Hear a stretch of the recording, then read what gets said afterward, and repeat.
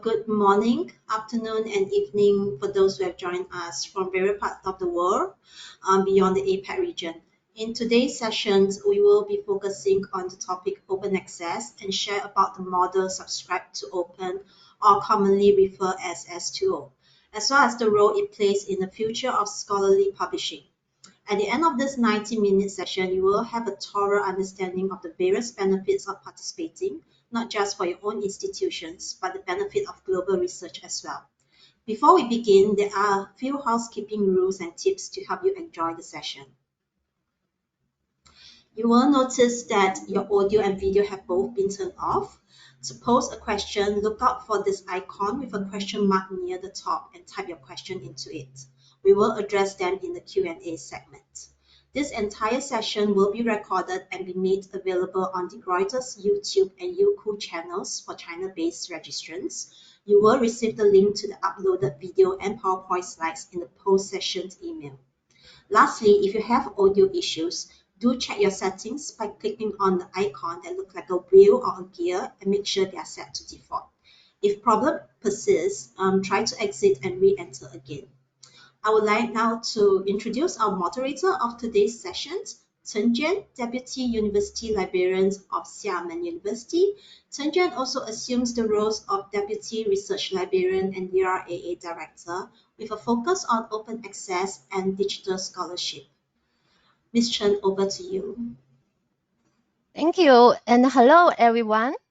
I will first express my appreciation to DJB for inviting me to moderate this session. As we all know, OA Publishing breaks down the subscription paywall. However, challenges remain, like creating new publication paywalls. Together with today's four panelists, we will explore in depth how libraries and publishers can play their role in the global transition to open access.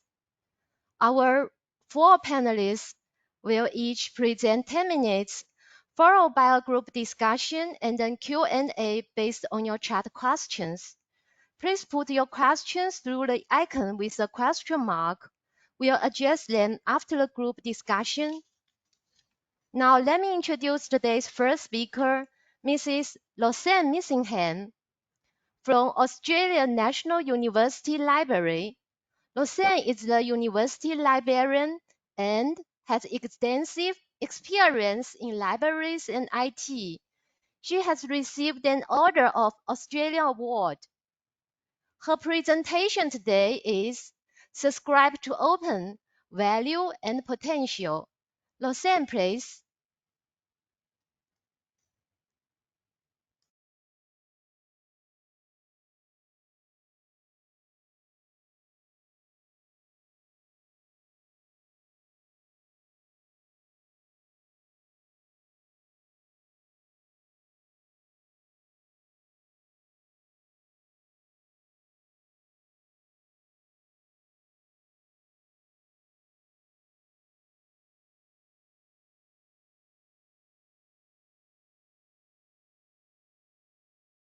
Roxanne, you are muted. Turn on my phone. Good. Thank you. Apologies.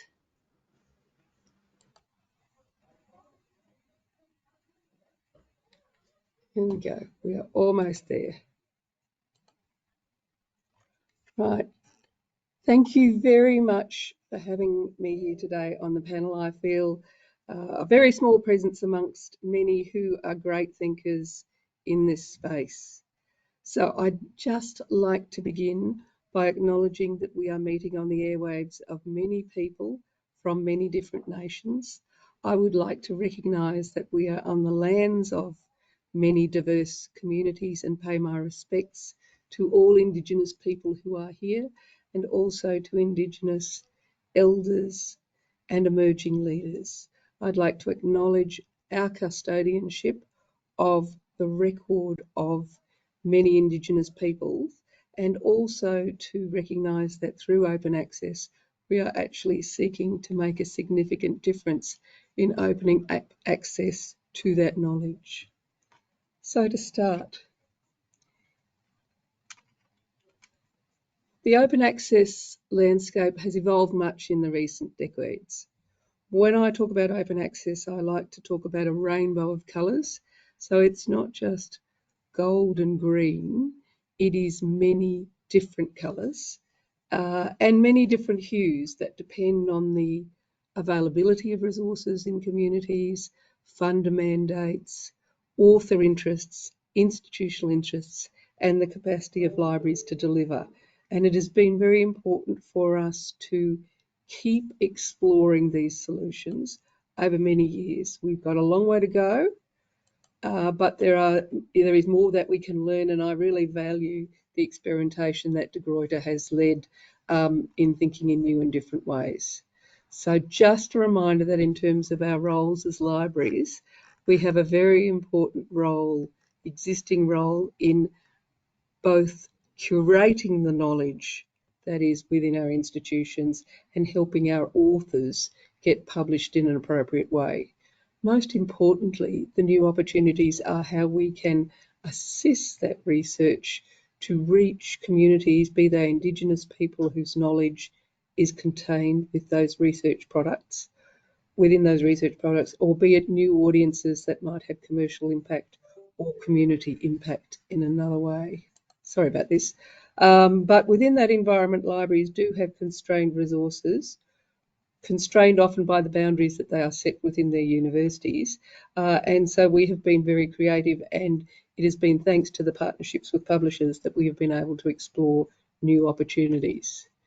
So our overall goal is bold.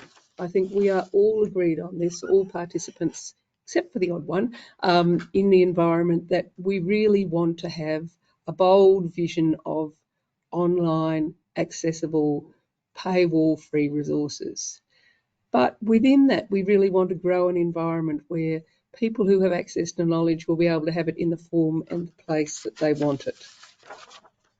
Along the journey, we've had many different developments in funder mandates, in technical solutions that have been able to deliver that, in assessment of what that means in terms of the impact of knowledge, and now transformative agreements, which are very popular.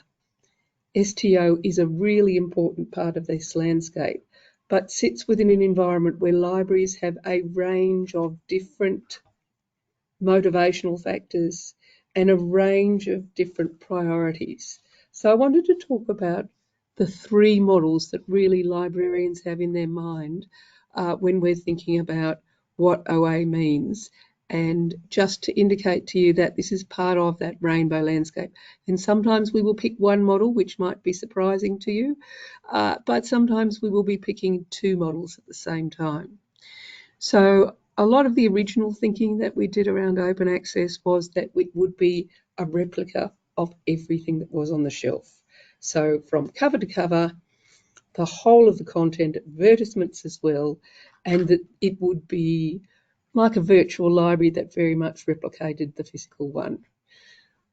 We had that as an early thought. It was not delivered well in the first decade, but what we did deliver were different ways of accessing collections in unbundled platforms and diverse delivery models. So rather than say we have to have the whole of an issue of the journal, we were often satisfied to say, well, we will unbundle it, and the institutions that are responsible for the authors will digitise preprints, we'll digitise material and make that accessible, or we will digitise our collections if they are out of copyright and make them available in an unbundled way depending upon the resources that are available.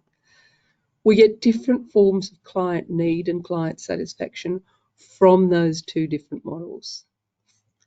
The third model, which was probably the first one that libraries really started off with in Australia, was the concept that we needed on-premises libraries, repositories that would make the individual articles. So we wouldn't unbundle the whole thing. We'd say, what is the article that we are responsible for because our researcher is the author of that, which may well come with a funder agreement as well. And so the first segue in terms of repositories was about an unbundled platform which was combined with a model of institutional responsibility.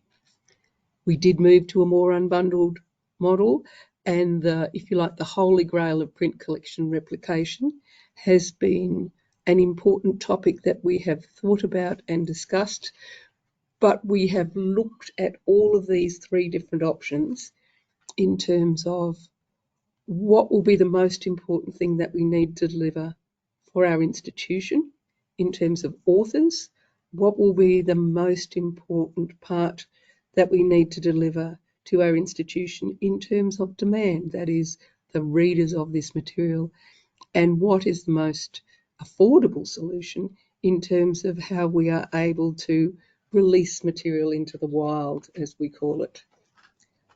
So just to talk about the top 6 factors that librarians have been thinking about when we have been looking at both the sort of OA models we've been thinking about and the OA models that are available from publishers.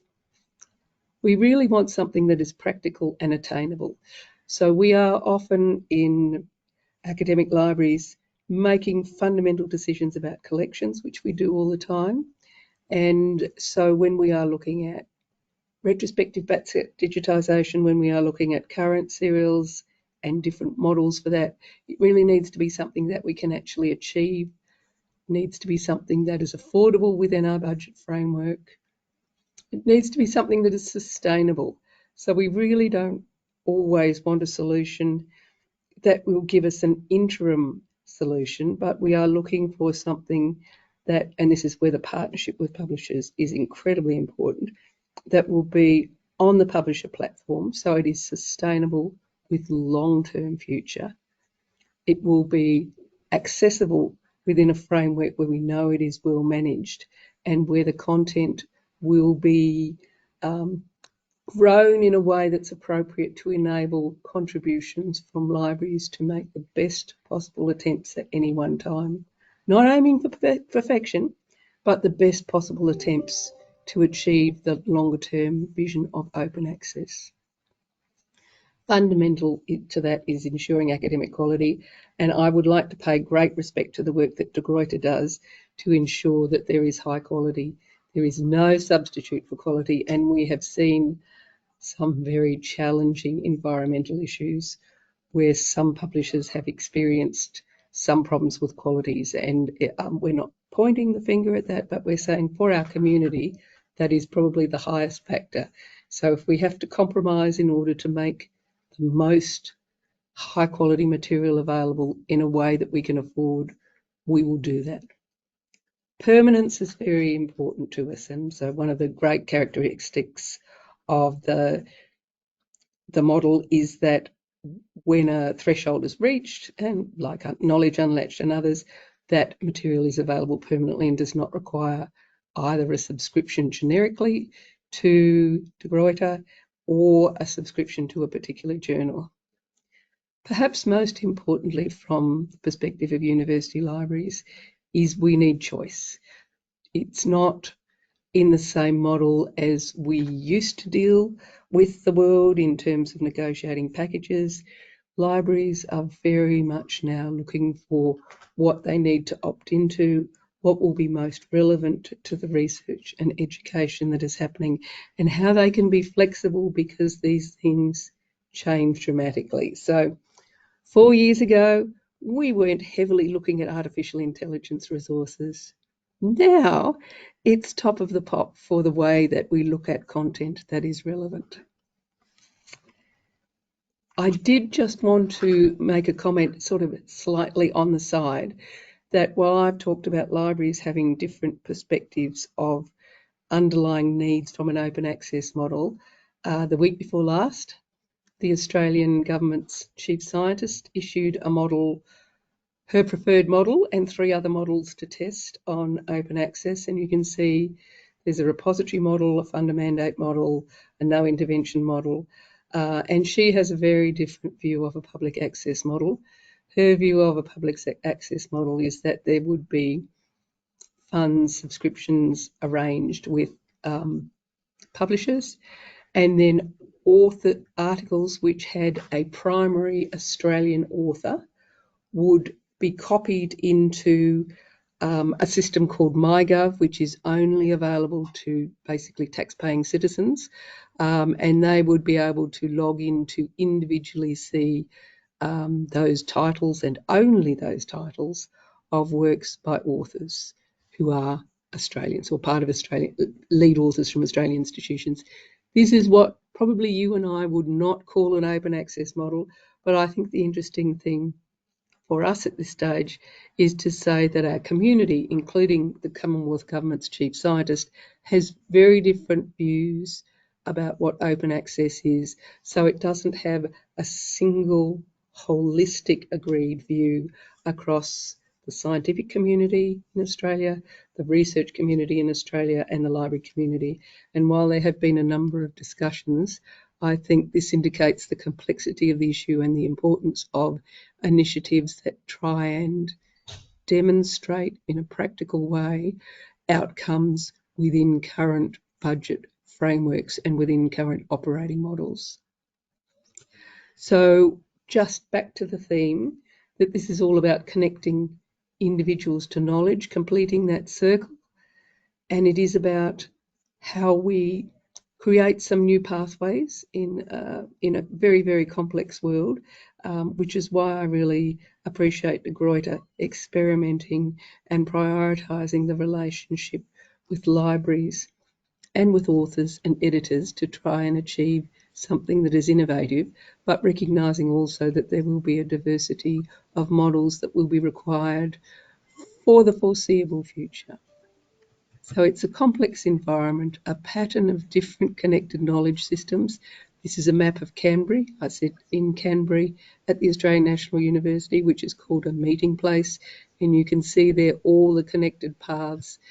It's not one way, it's not one solution, but this is an initiative that it is very important for us to support and to continue to experiment with. I hope that has been helpful, and look forward to the other presentations. Okay, Thank you. thank you. Yeah, thank you, Roseanne. Wonderful slides and amazing presentation. I believe most people strongly resonate with the points you made regarding the diversified pathway to open access.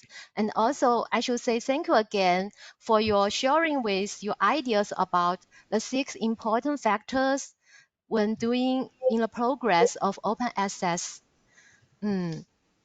Now, today our second speaker comes from the president and editor-in-chief of Annual Reviews, Mr. Richard Gruyter.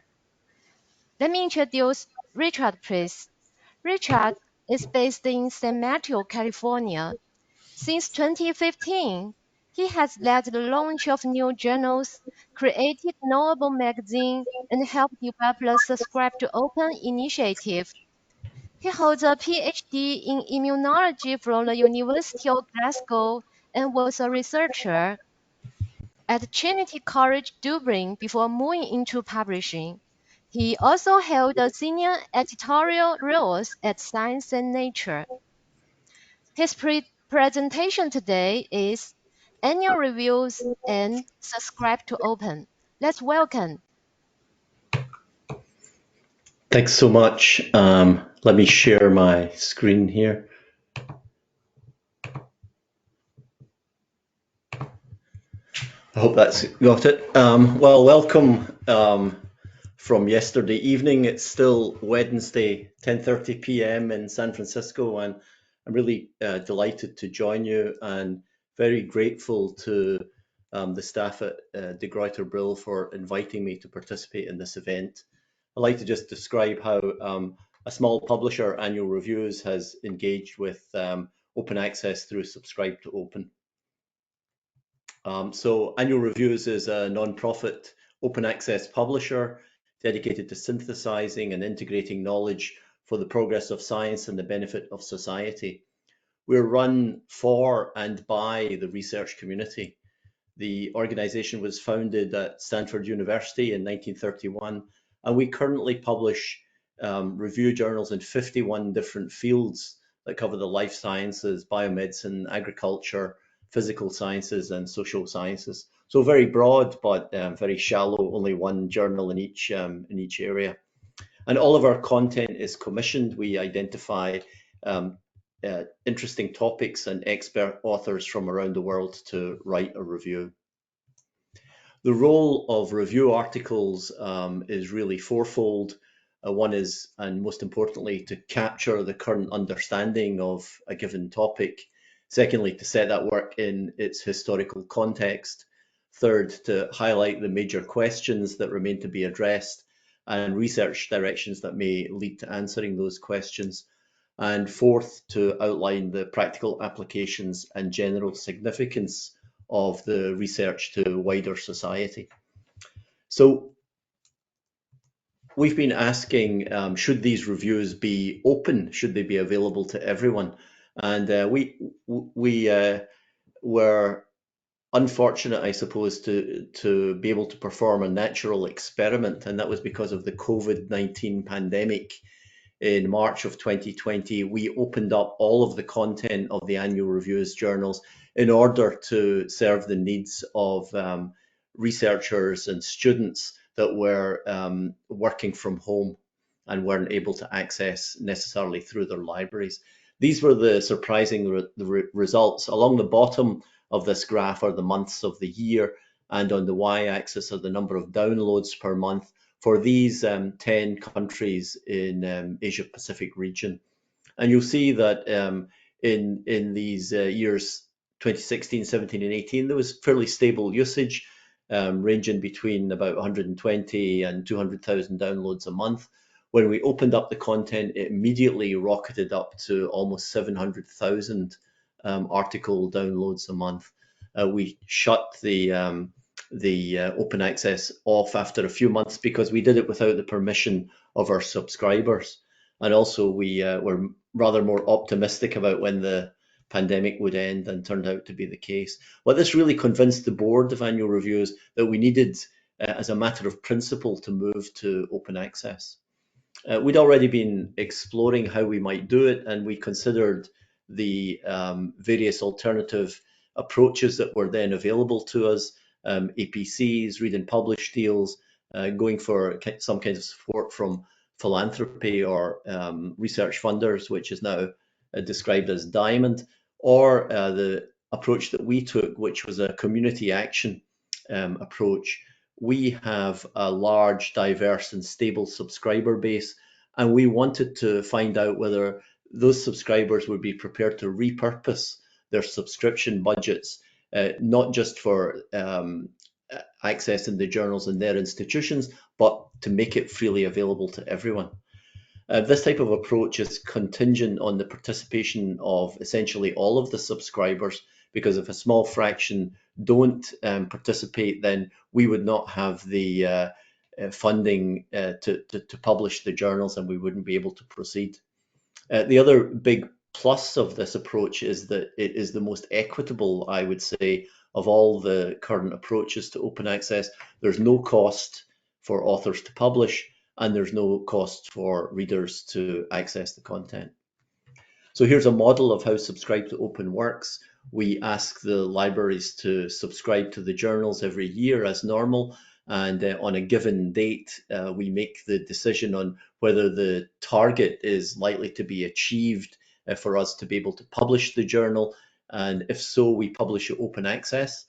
If we don't, for whatever reason, have a sufficient number of subscribers, if some institutions have decided to withdraw from Subscribe to Open, then the paywall theoretically stays in place, and we go back to all of the subscribers and ask them to subscribe under the previous conditions of paywall.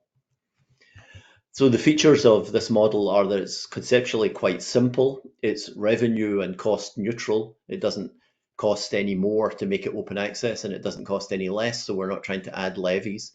It uses the existing library subscription budgets, repurposes them.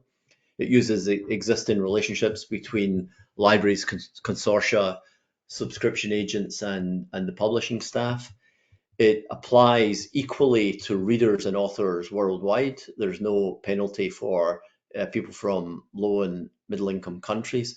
applies equally to all disciplines and institutions. So in rather less well-funded areas of academia, such as the humanities or social sciences, this model is as open to those fields as it is to biomedicine, for instance.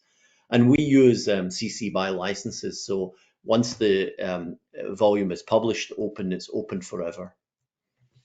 Here's the impact. So in 2023, we moved all of our 51 journals to open access using Subscribe to Open. Again, you can see here the numbers from 2016 to 2018. This intermediate line is experiments that we were doing in the interim period. And here's what happened in 2023, again in these 10 Asia-Pacific countries. As the journals published through the year, the number of users grew and grew, so that we have peak usage in October of the year is about 600,000 downloads, where previously for these 10 countries we were seeing less than 200,000. So a really dramatic impact on usage. And if we look at the percentage increase by country, you can see that some countries doubled the usage. In some, there was a threefold increase, in some a fourfold increase. And in one of the 10 countries that I've shown, there was a 15-fold increase in usage. For certain low and medium income countries in Latin America and in Africa, we see growth in usage of 30 times. A second major impact is that the usage is no longer confined just to academic institutions. There's this long tail of non-academic public institutions that also get access to the information. And this includes international agencies like the UN, it includes NGOs, it includes relief organizations like Médecins Sans Frontières, it includes town and city councils, it includes national governments. It includes high schools and school boards, community hospitals and public health authorities, and so on and so on. This is making the knowledge of academia available to other sectors of society that really want to use it. We also have a lengthy list of corporate users as well that are increasingly using the content. So before Subscribe to Open, and still now, actually, we have 3,000 institutional subscribers in 57 countries. But because of Subscribe to Open, the actual usage has grown so that using IP databases, we can identify more than 7,000 institutions in 137 different countries able to access the content. So just to conclude, I think that there are some big advantages to Subscribe to Open.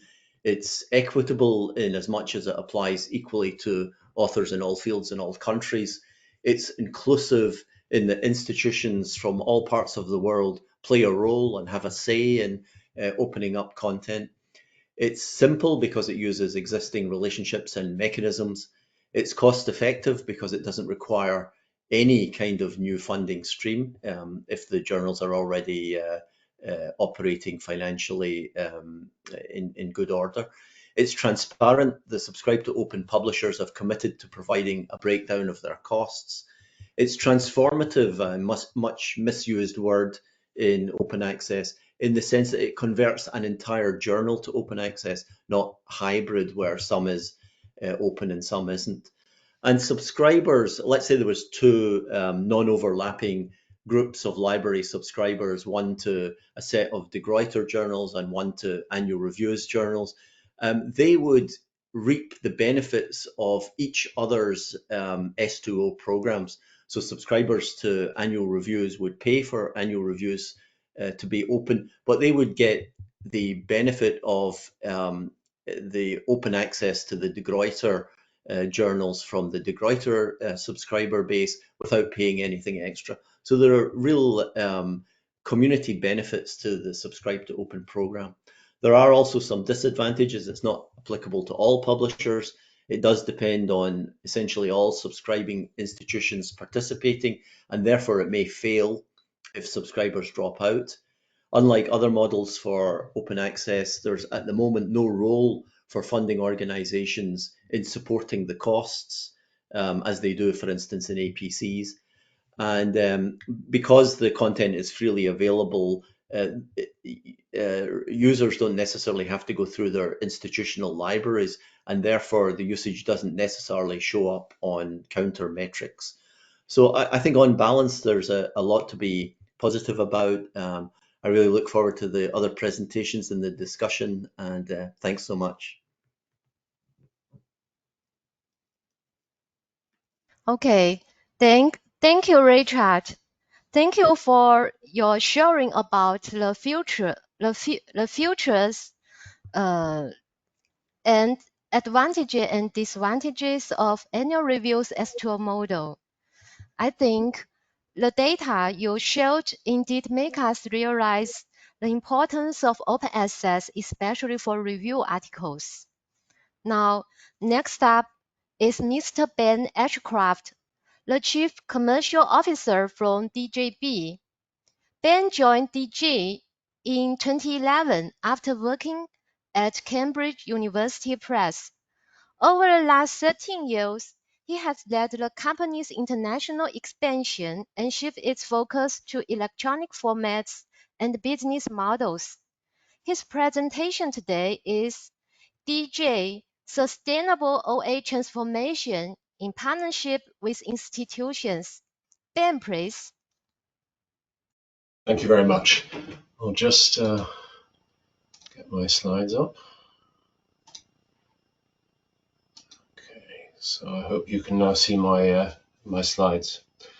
Thank you very much for the opportunity to talk about how De Gruyter is going to transform its journals portfolio using S2O as one of the major ways of doing that, and to do so sustainably in partnership with institutions.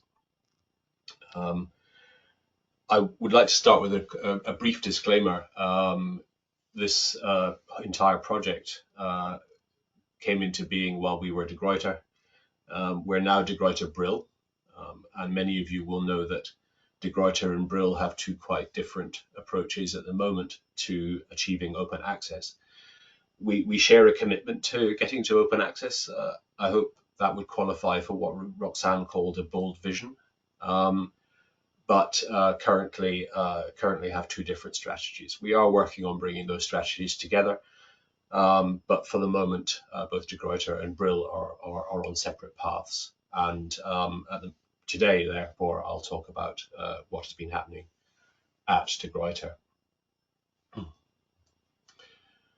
So we announced last August that we plan to use Subscribe to Open as the major vehicle with which to move our journals to open access, and we're calling that DG2O. It will need a new name for De Gruyter Brill.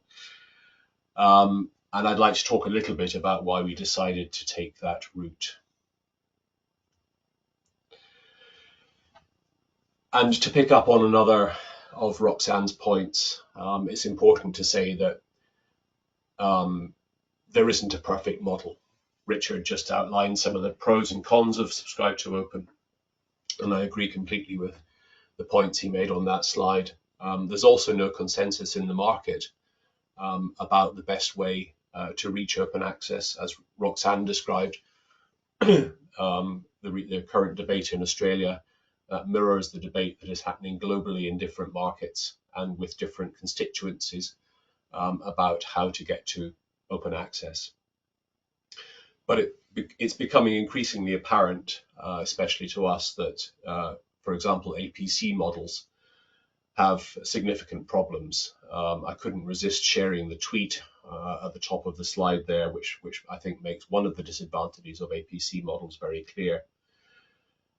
And for De Gruyter, with its predominantly humanities and social sciences portfolio, there are a number of additional issues that mean that APC-led approaches won't lead to the transformation at scale that we all want to see. Two specific problems are a lack of open access funding for humanities and social sciences content, and the fact that there's no culture of paying to publish in many of these disciplines. An additional hurdle is that our author base is not located where we do our subscription business. We have still, for legacy reasons, a very German-heavy author base, whereas our subscription business really is global. And that means that publish and read deals, which we have done in quite a number of countries globally before embarking on this project, that means that those publish and read deals have a very limited impact because not enough publishing is coming out of them. We have also used sponsored and continue to do so, sponsored or Diamond OA, for some titles. But reliance on third-party funding means that this is probably not sustainable and workable for the entire program. So as we investigated all the prevailing models while we were looking at our strategy, it became increasingly clear to us that Subscribe to Open was probably the approach that would work best for our journals. And S2O is finding increasing adoption by both humanities and social sciences and STM publishers. We're grateful to Richard as one of the pioneers of S2O for the work that he's done to establish it. I think we are still arguably the largest publisher to have committed to Subscribe to Open. And we felt confident to make that move because of the many advantages that it offers, particularly versus APC models. So it does have an immediate impact on open access transformation, and it makes it possible in a much more equitable way than other models. It's inclusive, so it enables all authors to publish open access, regardless of whether they can afford to pay publication fees. And it also supports all content types. Richard was talking from the perspective of a publisher that has review content. At Gruyter and Brill, we have a significant number of articles in our journals, which are also, non-research articles, book reviews and such things. And S2O makes it possible for those types to be supported. It's simple.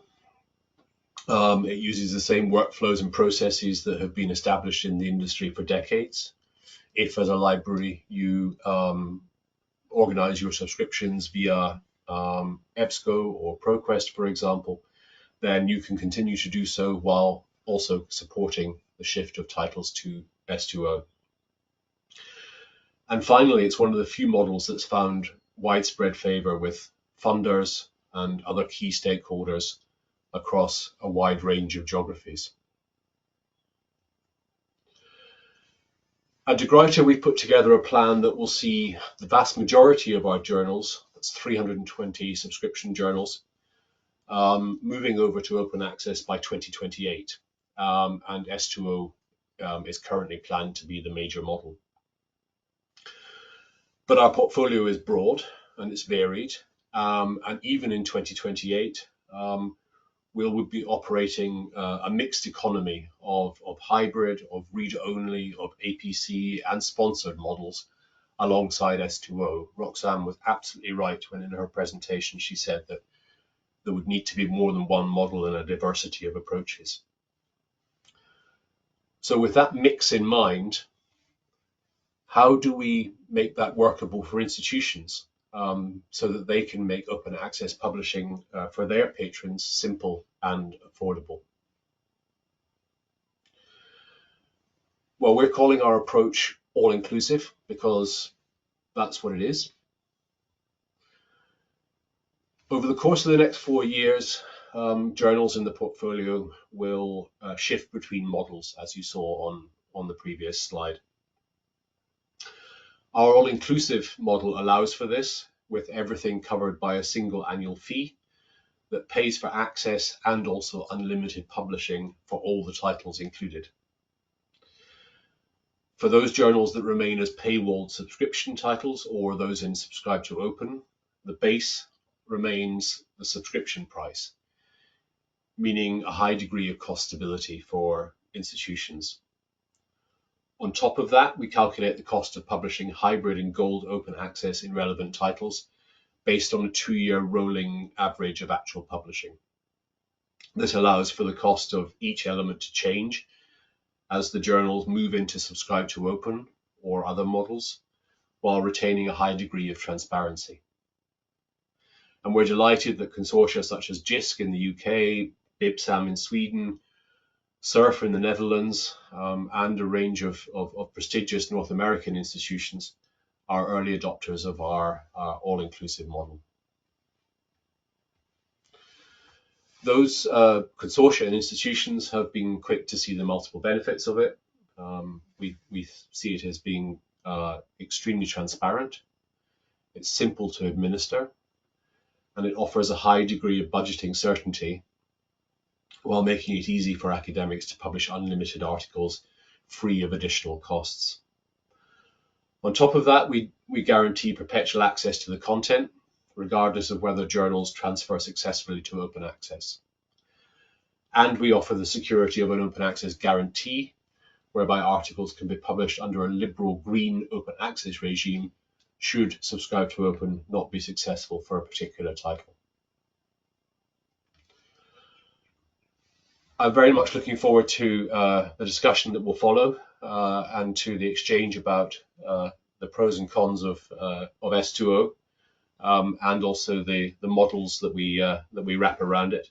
But for the moment, thank you very much for your attention. Thank you, Ben. Ben talks about why S2O is used for DJ and their transition timeline to S2O. And finally, he show us the benefits of S2O. Let's thank Ben again. Okay, now, last but not least, we will now welcome Mr. Kevin Stanner, a head of global sales of AIPP. Kevin oversees the direct sales team and sales agencies worldwide. He has also led efforts to develop open access models like Read and Publish. He joined AIPP in 2012 with extensive international sales and marketing experience in STM industry, including work in Asia Pacific for Gruyter, as well as in Springer and ACM. His presentation today is Open Science at AIPP, S2O, a possible sustainable transition to open access. Kevin, over to you, please. Great, thanks so much. And just want to confirm that you're able to see my slides now. Yes, but Okay, with great. notes. Okay, but with notes, okay.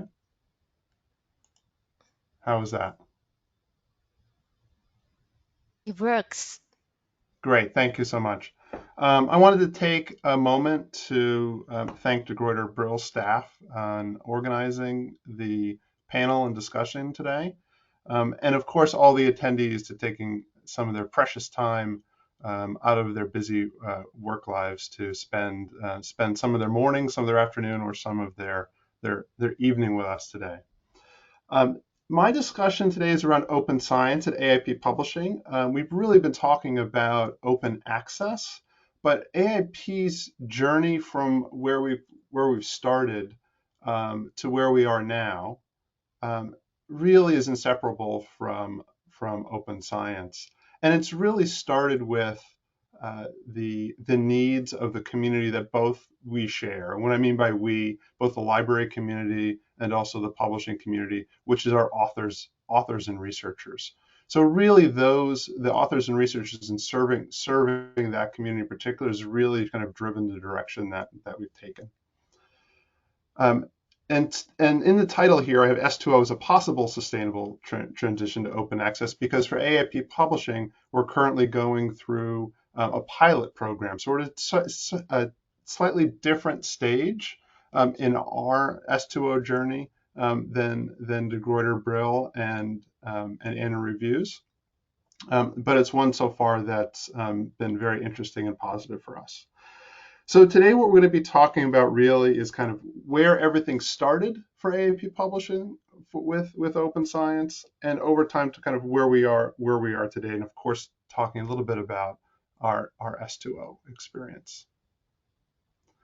And this is really the one slide I'm going to be sharing with you today. Is I'm going to walk through exactly that journey and where our various 42 publications that AIP Publishing has serving our primarily the physics community stands with regards to various models and approaches. What I'd first like to do is start with arXiv in 1999. arXiv, of course, as many people know, is a preprint server. It primarily serves those communities in math, physics, computer science, and others. But really, when I think about arXiv, I really think about those communities primarily. But what's really important about arXiv, I think, for AIP Publishing's perspective when it comes to our journey, is that our community is really familiar with, comfortable with sharing. They really value the ability to share content, get access to content, and not necessarily have to deal with paywalls. So that is really just kind of the thread, part of the DNA of our wider community. So the acceptance of various policies and trying various models becomes particularly easy with regards to our wider community. Next, what I'd like to show you, you see kind of three colors around in this particular slide. The green slide is really the green part of partition here is our subscription journals. The gold and the yellow there's our gold journals, and the blue is kind of other. We have a magazine and some conference proceedings. But I want to really focus today on those kind of top two lines. In 2006, we started fairly early with Author Select, and Author Select is that opportunity for authors to make their individual article that shows up in a subscription journal open access by paying an APC. And this really started to get AIP Publishing into, for the first time, the open access publishing world with having our portfolio become hybrid, as it's known. Kind of continuing along this green line, we started with an open science policy, an important one, around our author accepted manuscripts. So this is really what makes our portfolio or subscription portfolio green. And essentially what we have is a zero embargo. So for our authors, when they have their author accepted manuscript, they can then deposit that on arXiv, on their website, on their institution's website. They can use it for scholarly sharing in tools like ResearchGate, right? So from that perspective, we have very liberal open science and author-friendly policies. In 2020, really kind of starts a couple of things, again, with some open science policy around data availability statements. What's really becoming more and more important in thinking about open science writ large is making sure that various artifacts throughout the scientific discovery process are available and findable, and part of that is the data around the articles. So one of the things that we do ask our authors to do is identify where does that data live that supports the article that they have been published with AIP Publishing. So that's something that people can now find within the articles on our platform. We also started our first read and publish agreements in 2020. Those read and publish agreements were really primarily in response to libraries in Europe really wanting to make sure that the articles from their corresponding authors were made open, and part of that's responded to various funder mandates. But at the end of the day, this is a big focus of what we started to do in 2020 to meet the needs of that particular community.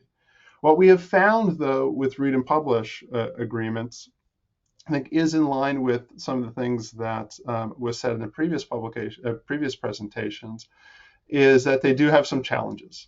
One of them, of course, is around the infrastructure. There's a significant amount of investment needed to be made with costs, and actually continue to make sure that those read and publish agreements and the infrastructure behind them are maintained. It's not an easy thing for a publisher to, on the article level, identify an article, associate that article with an institution, associate that institution with a particular deal and a status with that deal, right? To enable that article to be open or not, right? All that infrastructure workflow behind that is difficult. It's messy. It requires a lot of investment and people hours to make sure it works. So that's one challenge. Another challenge is kind of a speed to make things open faster. And what I mean by that is not all libraries globally have said to us, this is something that's important for us to do, which is making the content from the corresponding authoring community open. Many libraries, though not all, are perfectly happy to just continue to make the content available behind a subscription wall rather than all of the articles from corresponding authors. So not all markets kind of view this as important in the same way. And the other really bigger piece of this, frankly, is equity. By changing essentially the model with Read and Publish from subscription to Read and Publish, there's a potential significant shift from institutions that, say, for instance, publish a lot but may not be paying a lot for their current through their current subscription. So that can create significant inequity around institutions that are not nearly as well funded as, say, for instance, European institutions. And this is exactly why we've started to look at and take seriously subscribe to open as a possible model that we would look into. And that's why we're doing an S2O pilot. It's currently a 3-year pilot.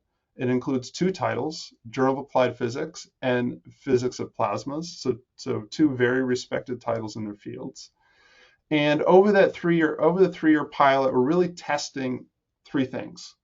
One is usage, and the idea being that as we make the current year open as part of S2O, will we see a positive impact in usage?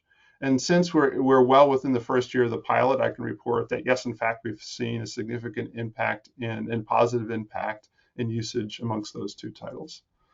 The other piece is a sustainability one, right? Are we able to maintain the subscriptions for those titles and pass that threshold test that Richard was referring to earlier as part of S2O?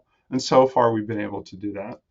The third one is an impact of the publications themselves. In other words, will we see a higher submission rate or publication rate for authors because of the fact that these titles are made open?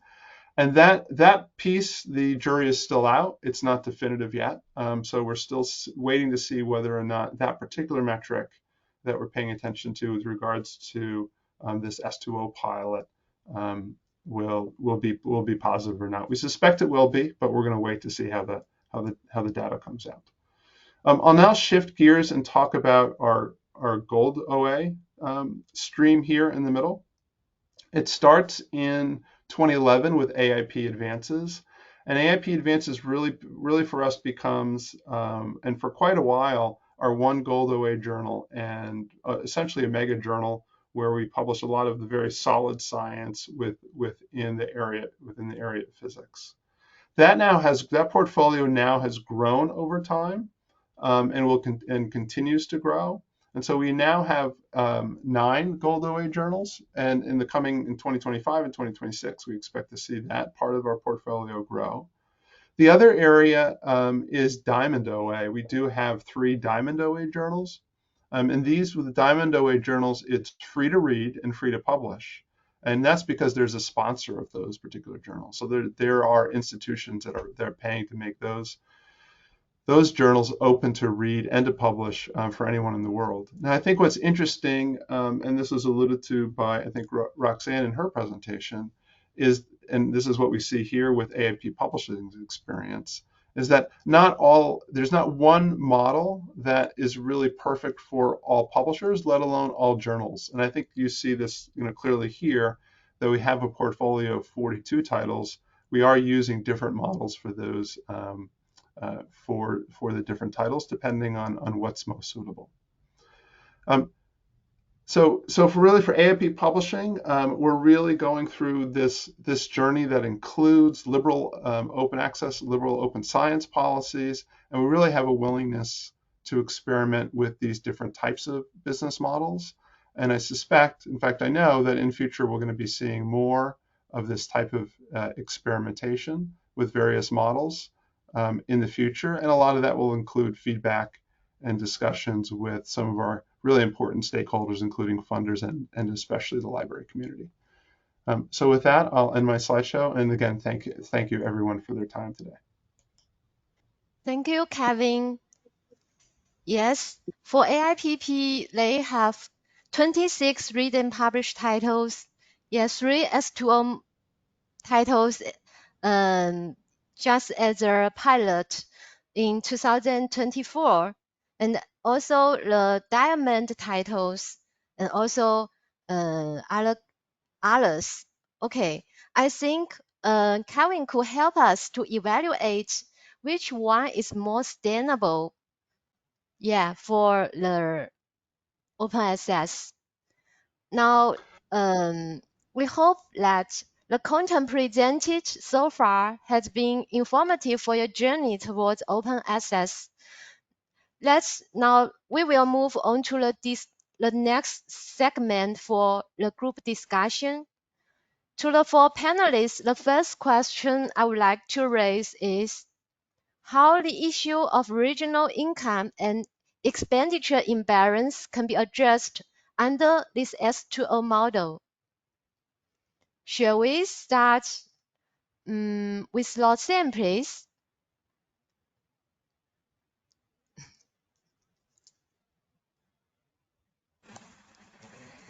Thank you. I think it's an incredibly important question.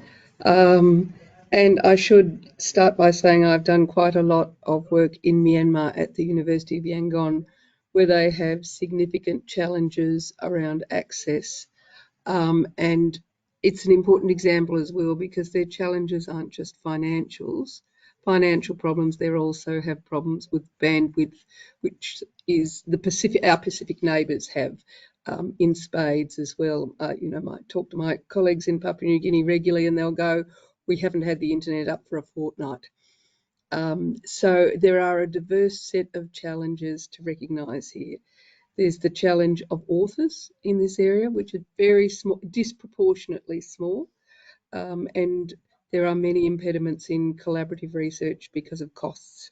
There are challenges in terms of the infrastructure that is available in libraries, because a number of the universities in the region have very small and poorly funded libraries and are not able to support their communities in the way that they would like to.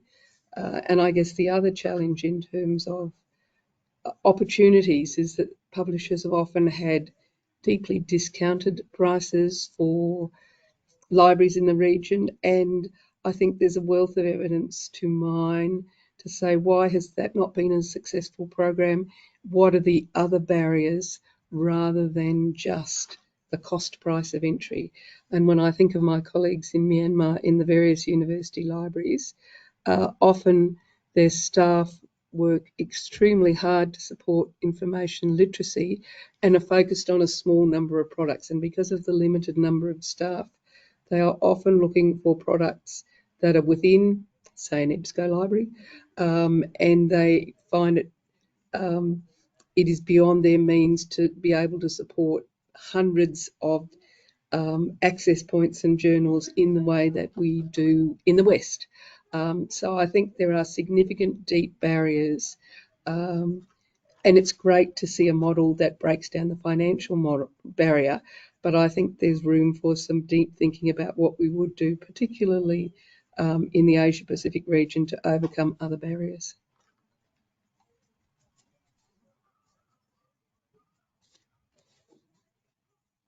Thank you, Lausanne. Thank you for your sharing.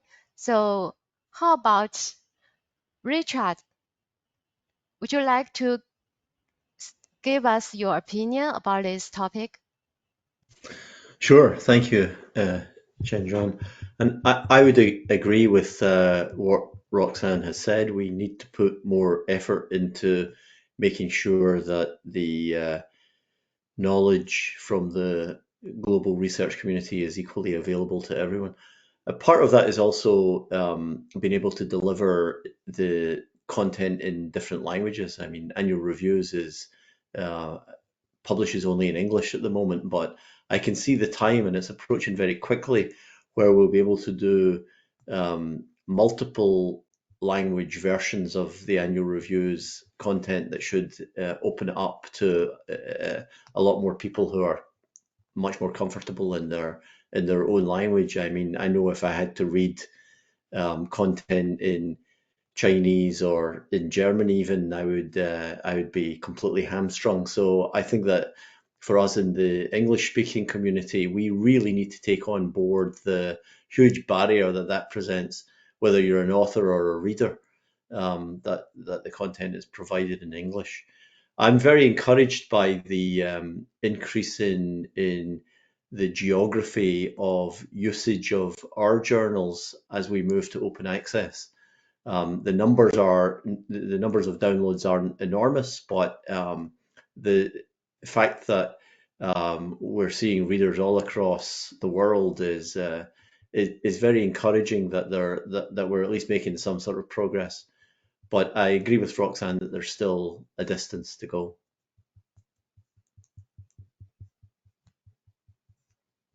Thank you, Richard. It's Ben.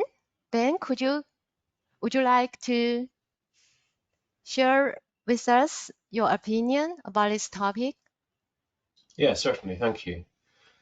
I think I would agree with a lot of the points made by both Richard and Roxanne.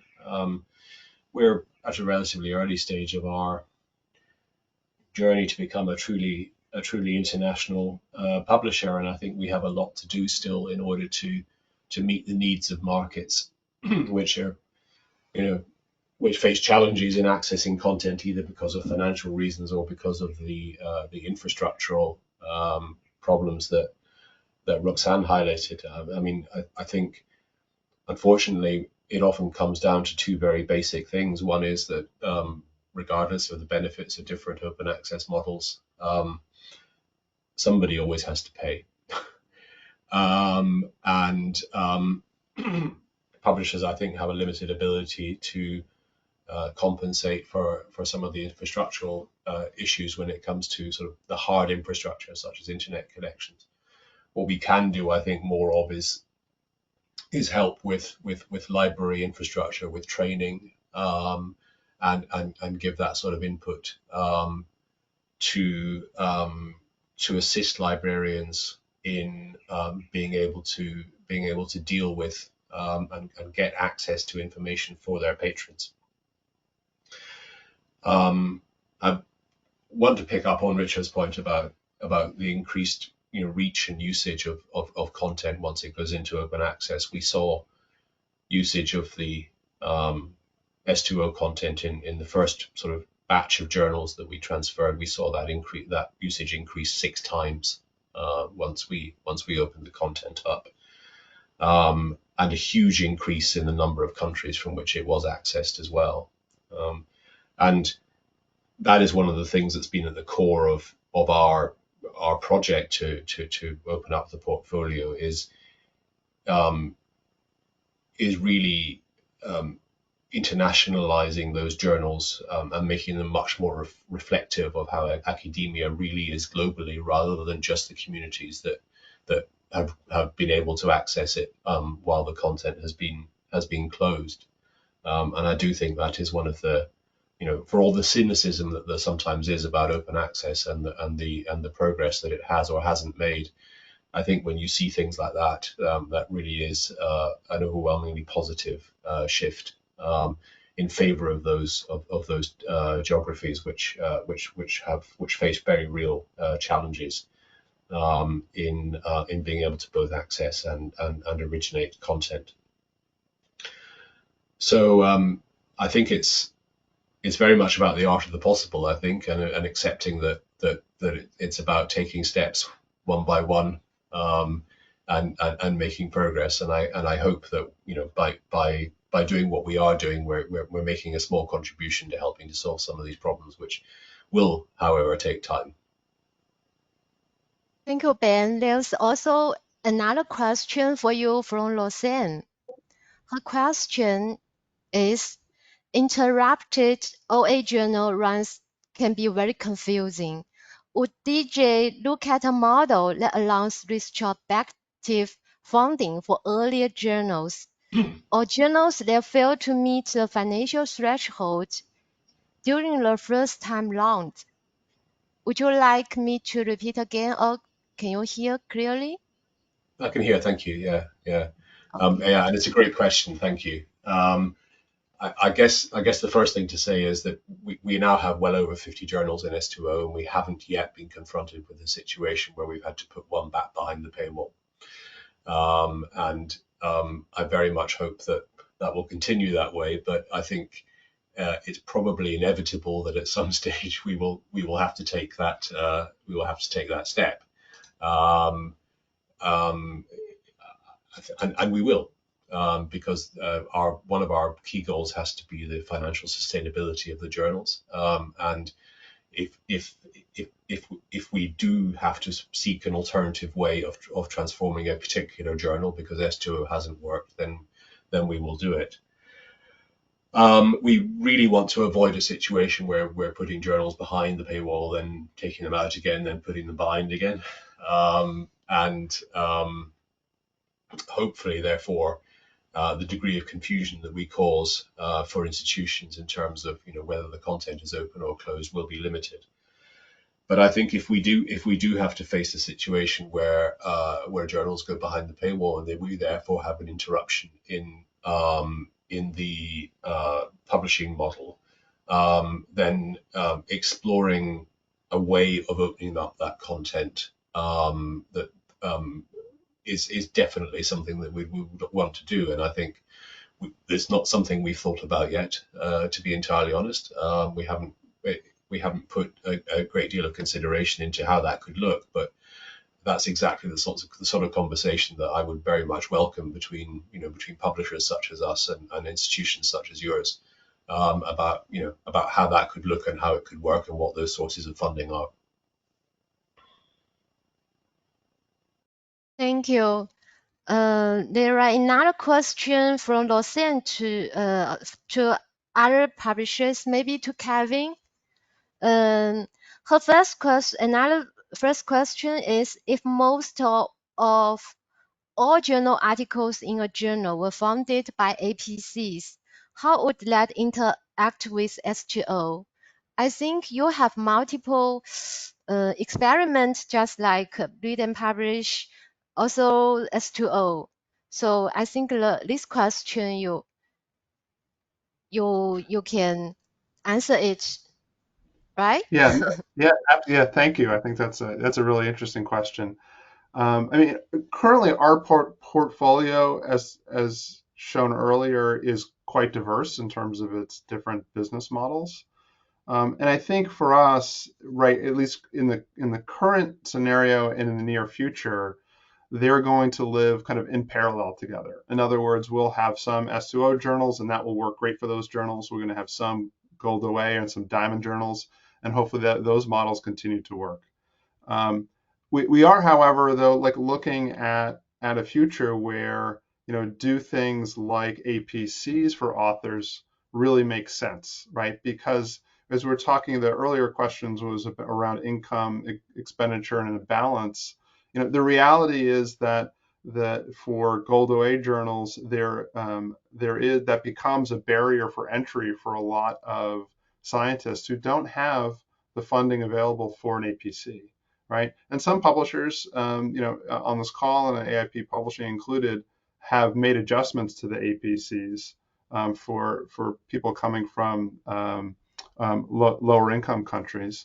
But at some point, that may not really be enough, right? That may not be sustainable in the long term. So I think that's why, at least for us in the near term, you're going to see some of these models evolve, right? And maybe some models, not unlike what Ben was talking about earlier, evolve into some wider all-in-one type of package where you see less and less barriers for the research, either from the author to publish or for the readers to read. So really making it open access. But we'll see. It's definitely a process and a journey. Okay, we still have 3 minutes for this segment.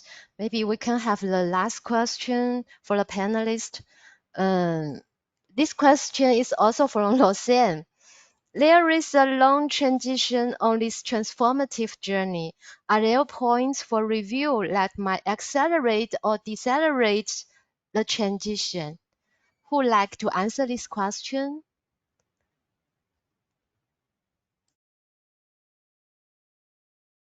Richard, would you like to answer? Sure, sure, yeah. You know, when we decided on Subscribe to Open and it worked in the first year, I thought, well, phew, what a relief! I can turn my attention to other things. But that sense of relief lasted for maybe a week, and then I realized that it's such an unstable situation that we're in, and for the size of the academic publishing sector, it's incredibly complicated with publishers of all different sizes, all different financial goals. Can I put it like that? With dealing with customers all around the world in all different financial circumstances, looking for all different kinds of outcomes. So it's clear that we need to be looking at what the current situation is and where we might go from here, almost on a weekly basis. Um, I don't necessarily think that Subscribe to Open is at the end point of the open access um, uh, journey for annual reviews. It clearly isn't for these other two publishers on this call that have got more complex portfolios than we do. So yeah, we need to, you know, discussion is the only way for this to happen. And actually one of the great things about the Subscribe to Open program has been how it's brought the publishers that are interested in Subscribe to Open and the librarians into a form of partnership that probably hasn't been seen in the industry for quite some time. I mean, we really are um, working together on common goals and supporting one another. And I must say I'm incredibly grateful for the insights and the work that many librarians are doing to help the Subscribe to Open publishers succeed. So I think there's a lot to be positive about, but you know, I don't know. I'm not quite sure when we can all rest easy. Thank you, Richard. Thank you, all panelists. Now, let's move to the Q&A segment. Now, let me see if we have any questions from the floor. Yes, we now have 4 questions. The first question is from Gary. Yeah, she comes from the Polytech University of Hong Kong. Her question is a little bit longer. Let me repeat. Regarding annual reviews S2O. Oh, this question is also for Ben. Oh no, sorry, for Richard. Regarding annual reviews S2O, it states subscribe to annual review S2O program, receive free access to S2O program from other publishers supported by other subscribers. Does it imply that once our institution opt for annual reviews S2O, we don't need to maintain or subscribe the other publishers S2O, but we are able to access their journals free of charge? Let's take the DGB S2O as an example. If we subscribe AI S2O, we are enabled to access DGB journal free of charge, and our researchers can publish their works in DGB in open access without paying APC. If so, how DGB archive achieve their journal subscription target to keep their S2O be working? That's a very good question. So I think the question is to Richard and could also to Ben or to Kevin. All publisher could answer, right? Well, let me start since it was me that caused the problem in the first place. So one of the things that we sometimes hear from librarians is that they don't think it's fair that they should subscribe to the annual reviews journals while the university in the next city doesn't subscribe, and yet they get the benefit of open access. So why is that fair that we pay and they don't pay, and everybody gets open access? And one of the answers is that different institutions subscribe to different portfolios of journals. So in the instance, let's say, probably I'm guessing here, but I imagine that there's big differences in the subscriber portfolios of the humanities journals that Ben publishes and the physics journals that Kevin publishes. Nonetheless, there may be interest in the institutions that subscribe to Ben's journals in some of the content that Kevin's journals publish.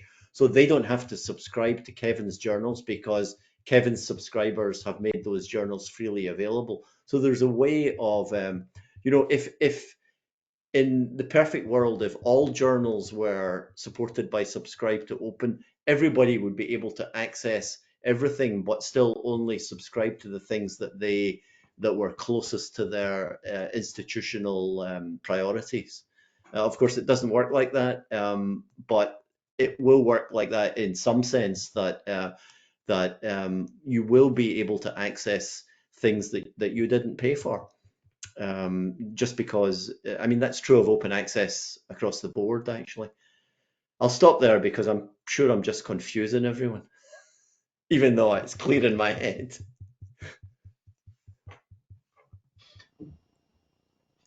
Okay, Did that make sense at all? Yeah, I can pick up on some of those comments and possibly even increase the confusion. S2O is a simple model that's hard to explain. I think one thing that's important to emphasize, though, is that S2O is not a cross-publisher model. So by subscribing to Richard's annual reviews journals, that has no impact on de Gruyter Brill's journals. De Gruyter Brill's journals still need to achieve a certain level of subscription support in order for us to be able to make them open access through S2O. So we need to see each publisher very much separately in that respect. Maybe the model will evolve over time so that across publishers we have some sort of structure in place that has that element of mutual support, but it's certainly not there yet. Apart from that, obviously one of the key issues around the model is the so-called free rider problem. The question that Richard also tackled: if my neighboring institution subscribes to these journals and helps them to be open access, then why should I? I always say that some people say that S2O is about charity. It's about making a contribution and giving so that other people benefit. I actually think that S2O is about enlightened self-interest. It's a relatively cost-efficient way of achieving open access, and by helping to guarantee that the journals stay in open access, what librarians are doing are making sure that their researchers are able to publish open access in those journals. They're helping to guarantee that. And that is something that shouldn't be underestimated, especially in humanities and social sciences subjects, where funding for publishing in open access via other models, for example, APCs, is often just not available. So librarians, by supporting the model, really are providing a significant service to their researchers, especially in those humanities and social sciences subjects. If I could add maybe two pieces in addition to Richard and Ben's comments. Part of this is the incentive for libraries. Now, each publisher that has an S2O model might have a slightly different incentive for libraries to continue a subscription. So I'll just speak about AIP Publishing's. With AIP Publishing, with a current subscription, which goes toward the S2O, If you maintain that subscription, you have access from 1999 through the current year, right? So if one decides not to renew it because they feel it's free as S2O, then they're going to lose all of that access of physics all the way back from 2000, all the way back to 1999, right, to the previous century. So there is a strong incentive just from that perspective to maintain the subscriptions. Now, of course, that varies from publisher to publisher. I think the other comment I'll make is this particular question that's raised, and it's a very good one, is I think the piece where you'll see some evolution over the model over time, right? How do we address this kind of free rider problem? Because frankly, I kind of get it, right? I can see people saying, why do I really need to spend that money? And I think Ben's done a great job in justifying why. But I think this is where we might see some evolution over time.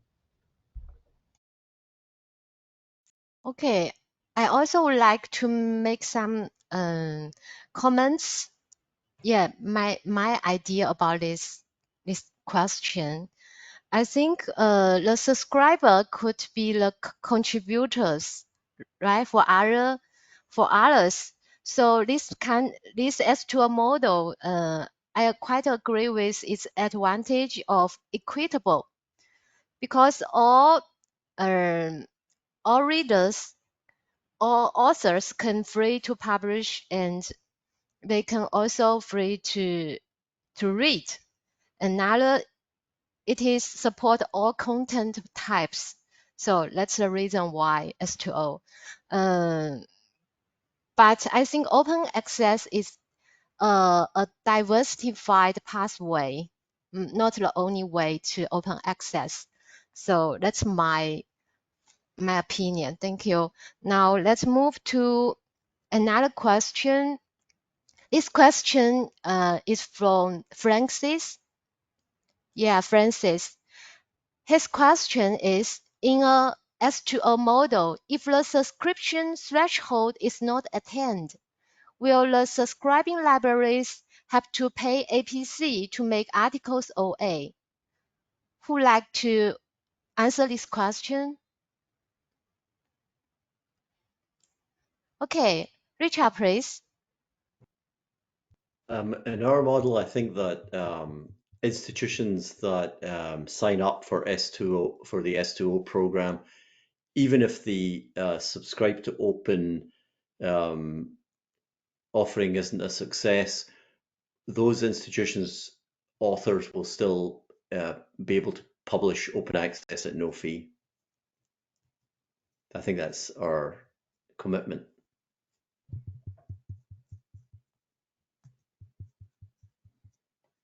And perhaps this is where, so there's some subtle differences with various publishers. So in an instance where for our pilot, if we don't meet those revenue thresholds and we decide not to make it open, we will not waive the APCs for authors from institutions that have a subscription. So if they wanted to make that open, they would need to pay that article, that they would need to pay the APC.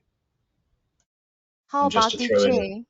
Okay. Yeah, just to throw in a third variation, we haven't yet put any journals behind the paywall, but if we do, then we have some consortium agreements where we have guaranteed open access publication for the duration of the contract for authors from those institutions. But for other authors outside of those agreements, then yes, an APC would be payable, because those journals would go back into the hybrid OA model most likely.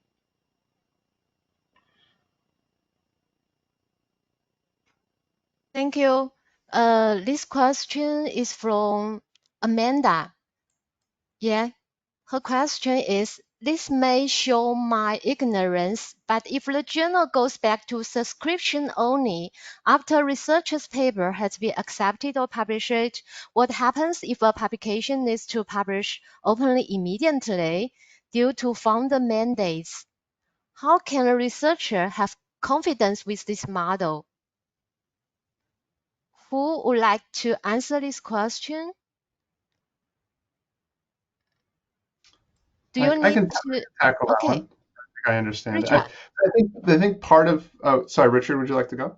No, go ahead, Kevin. I think part of this does again kind of come down to how individual publishers navigate this particular challenge, because the messaging to the author community can be a little bit difficult. So I'll explain to folks what AIP Publishing is doing. What we're doing is when we announce that a journal's been made open. So for example, for Journal of Applied Physics and Physics of Plasma for 2024, they're open.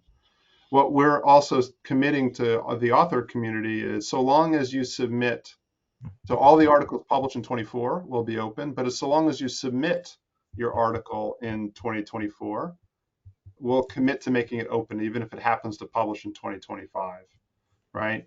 But there's going to be a period of time in the first part of the year before we hit the revenue threshold for 2025, where there's some ambiguity whether or not it's made open or not. So that's how we're navigating that, and we found at least that's the easiest way to communicate with the authoring community. Yeah, we're the same. So if the journal was open access and the article was accepted under those conditions, then it would still be published open access. In our case, and I think Ben also mentioned this, we have a very permissive green OA policy, and so funder mandates would be met by the green open access policy. I mean, I well see why people are focused on the eventuality of the S2O offerings failing, but I think that from the three of us here, we have not experienced that, and it's rare across all the publishers. It's not unheard of. I think there have been 3 instances that I know of where journals have not been able to publish OA using S2O models, and there are various reasons for that, but it's definitely not a regular occurrence at the moment.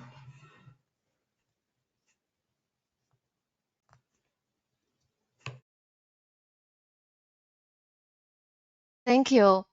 Due to time constraints and the large number of questions, we can only answer the last question. We will ask our panelists to answer other questions later after this webinar. So the last question is, what will happen when an S2O package is oversubscribed? Will participant prices drop, or will you make underfunded content open or something else? Maybe the last one I can repeat again. Will participant prices drop, or will you make underfunded content open or something else?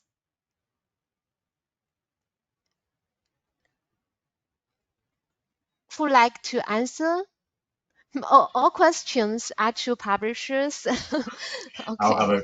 I'll have a go at it. So it would be a nice problem to have, I think, is the answer. We haven't experienced yet that. I mean, we've had great support for our S2O journals. We've seen really good subscription rates, renewal rates. But I think, in common with most publishers, we haven't seen subscriptions growing at such a rate that would suggest that the problem described in the question is something that we have to tackle immediately. S2O is mainly about sustainability rather than about growth, and that's possibly one of the reasons why the big commercial publishers have so far steered clear of it, because it doesn't offer the sorts of growth rates that their shareholders would be expecting. So we're happy that it's a sustainable way of transforming journals, but as expected, it's not been a contributor to really serious growth. One of the financial questions that does raise its head with S2O, though, is that if we see the hoped for growth in publishing from new authors in the journals that comes from them being open access, how do we finance that? In other words, it's the other problem to the one that's posed in the question. How do we finance the publication of those articles and keep those journals sustainable if the number of articles goes up steeply? And that is, that in some ways that will be a very positive problem to have, but that is something that we will look at and continue to look at as we gain experience with the model, and as we see what happens to subscriptions or S2O participation in those journals long term. I think that's another thing that's open. Will the long-term support for this model be there to help it be financially sustainable? Thank you, Ben. Now we are approaching the end of this session. Given new challenges, it is crucial to quickly adjust libraries' strategies, align public funding for academic publishing, and support the sustainable high-quality growth of open access. I believe through today's extensive exchanges will spark new ideas and further advance the progress of open science. Thank you. Thank you.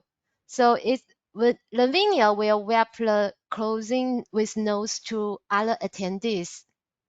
Thank you. Right. Panelist Roxanne has to leave early due to another commitment, but she appreciates everyone's sharing in this session. I also would like to remind that the video recording and the PowerPoint slides will be shared with you next week once we have made it available on our YouTube and Youku channel. Any questions that is not answered, we will address with them specifically with the person who have raised them, and also share them in the post-event email so that everyone can also get more information on the queries. So I wish everyone a good evening, afternoon, and the rest of the morning. And then we hope to see you again in our next webinar. Thank you very much. And to the panelists, thank you for your time. Thank you. Thank you so much. Panelists. Thank you very much. Panelists, just that just that you are aware of, we are running a concurrent live feed in China. So other than about 100 odd participants join us on GoTo, there are about 3,000 participants joining us on the China live feed. So thank you very much for your help, your participation, moderation, and we look forward to pursuing this open access journey together in some other events. Thank you very much for all your help. Thank you, Steve. Bye-bye. Thank you. Bye. Bye.